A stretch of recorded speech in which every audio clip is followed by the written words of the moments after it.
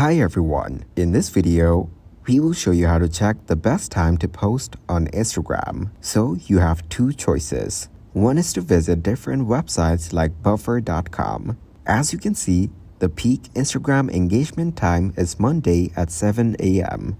On Tuesday, the data suggests that early mornings are peak times, with a hotspot occurring at 7 a.m., making it a great time to post content. There is another slightly lower engagement peak in the early evening at 6 p.m.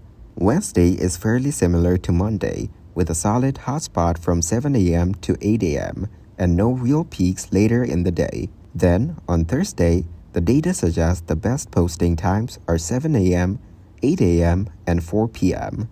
Now let's open the Instagram application. Tap on the profile icon, which is in your bottom right corner. Next, tap on the three horizontal lines. Here, tap on Insights. Once in the Insights section, you will see a range of information related to your account's performance. Look for the total number of followers and other relevant metrics. You can also find data on the best times to post on Instagram based on your account's engagement patterns. Thanks for watching, like the video, and subscribe to the channel for more content like this.